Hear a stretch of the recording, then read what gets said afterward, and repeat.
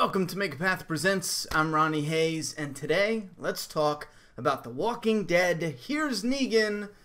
I forget what part. I think it's like part 14. Alright, for my regular subscribers, I am in the new place. I'm setting up. I still need a whole week to get everything set up, but from now until I'm completely set up, I'm going to try to start getting videos, getting content back up and posted.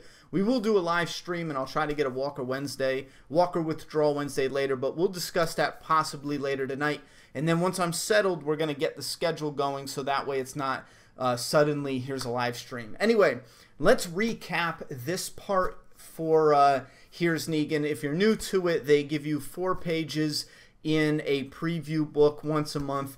So I think it runs, a year and a few months, so you're getting 14, 15, 16 parts. I think it's 16. I forget the details. I'm blanking. But anyway, 4 pages over the course of 16 months. So this month, we got Negan telling a guy, last issue, the guy told him he would sell him his wife for, or the female that was with him, or the females, he's going to sell them for sexual favors like prostitute slaves.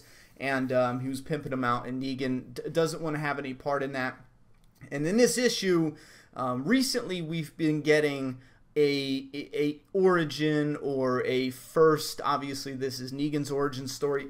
But after the first few parts, we started getting a very interesting mix and watching Negan transform into what we've known him to be from the very beginning. When we get introduced to Negan in issue 100, he's got the barbed wire around the bat, he's got the leather jacket, he's got his saviors. But all throughout the origin story, we are building piece by piece by piece. And I think the last few has been probably the best, where we're seeing all the pieces come together.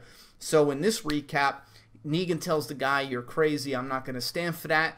And then the guy pushes him. Negan reaches for Lucille, which is naked at this point. Lucille does not have any barbed wire. And then he beats the guy's brains. An eyeball pops out, doing a callback. Plus, since it's a prequel, it's technically a foreshadowing if it would have went from beginning to end, the entire Negan storyline. So, but yeah.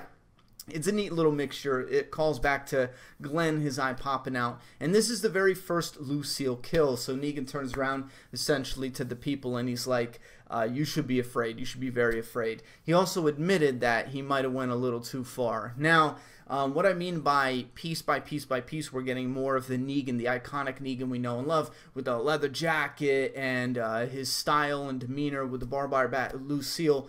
We got the introduction of Lucille, which was carried, ironically, correct me if I'm wrong, Lucille was carried by, no, I was wrong.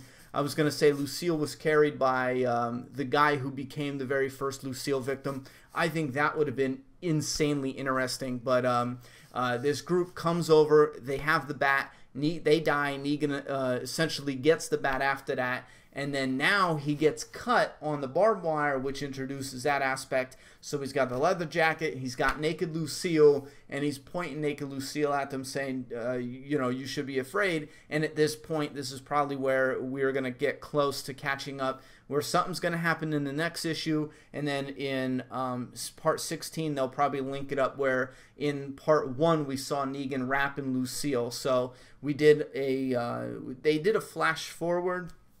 It's already a origin story that's flashing back. They start the flashback in a flash forward. So by the end of part 16, we should be flashing back to Negan wrapping the barbed wire around Lucille, and then we'll be complete. We're 2 parts away. All we need, the barbed wire to meet Lucille, and then the saviors to be complete and organized and starting. You know what I mean? And we've already gotten there, because I think this group he's with now, it has his first wife, which we know is Sherry.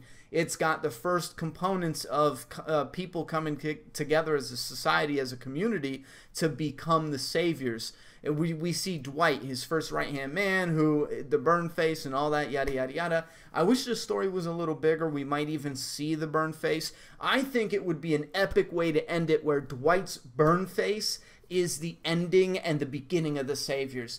And I'm not saying the very, very end, but maybe in the close to the end of part 16, maybe you begin part 16 with Dwight being burned, and then a couple pages later, you're ending it with the formation officially of the Saviors, and then he's like, we're going to stay here, and it's the factory, and that leads us, essentially, it'll lead us close enough to meeting up with Rick Grimes and his group. You don't have to take us all the way there. I thought that would have been really nice. If they had more time, I would have liked in the long run to, I would have liked them to explore that maybe a little bit. But I like it. I still think the criticism holds strong, that it feels like this is a story that has more going off screen, sorry, that they could have put in the panels, but because of the structure, because of the 16-part formula they had going on, they had to really cut out moments like 1 minute Negan is all of a sudden in a hotel room with Sherry, and it's so ambiguous, like,